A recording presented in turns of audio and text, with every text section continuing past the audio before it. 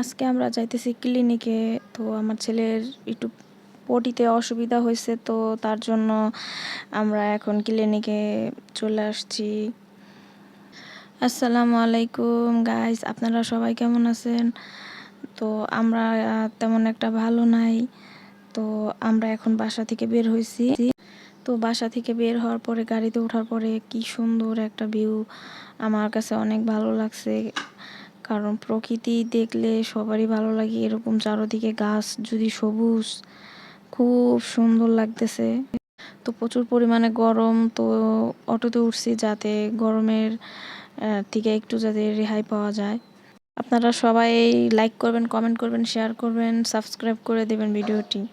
সবাই আমাদের পাশে থাকবেন আর আমার বাচ্চাটার জন্য দোয়া করুন যাতে আমার বাচ্চাটা সুস্থ হয়ে যায়। তো দেখুন কি একটা ভিউ আসতেছে, আমার কাছে অনেক ভালো লাগছে এই ভিউগুলো দেখা।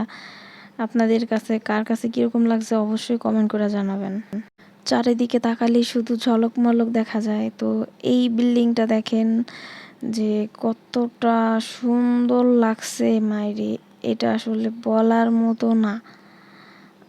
দেখুন চারদিকে অনেক সুন্দর, আমার কাছে ভালো লাগছে। আপনাদের কাছে কীরকম লাগছে অবশ্যই কমেন্ট করে জানাবেন। আর সবাই আমাদের পাশে থাকবেন, এতটুকুই চাওয়া আপনাদের কাছে। তো প্রায় 2-3 মাস পরে আমাদের মাদারীপুরে আসা, তো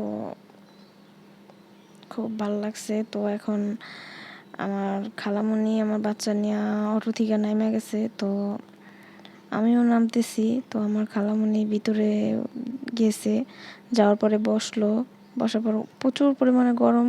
আমার খালামণি ফ্যান ছাড়ার কথা বলতেছে।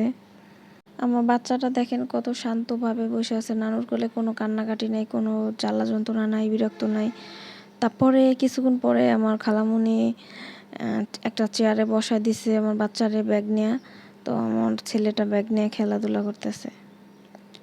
এরপরে কিছুক্ষণ পরে একটা মেয়ে আসছে, আসার পর আমার বাচ্চাটার চুলে বারবার হাত দিয়ে নাড়াচাড়া করতেছে। আমার কাছে মোটেও ভালো লাগে নাই, আমার খালার কাছেও ভালো লাগে নাই।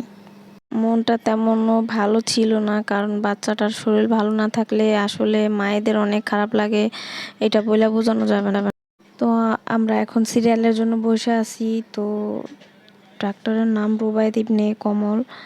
তো ডাক্তার দেখানো শেষ করার পরে আমরা এখন ওষুধ নিতে আসছি।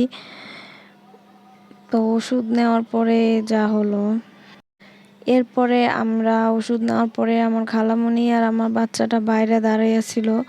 তো অটোতে এখন আমরা উঠছি, ওঠার পরে কি সুন্দর লাগতেছে দেখেন, মানে এটা কি বলবো বুঝতে পারতেছি না। মানে আমার কাছে অনেক ভালো লাগছে। আপনাদের কাছে কীরকম লাগছে অবশ্যই কমেন্ট করে জানাবেন। এই তো কিছু সময়ের মধ্যে বাসায় চলে যাব, বেশি টাইম লাগবে না, খুব অল্প টাইম লাগে মাদারীপুর যাইতে। তো ভালো থাকবেন সবাই।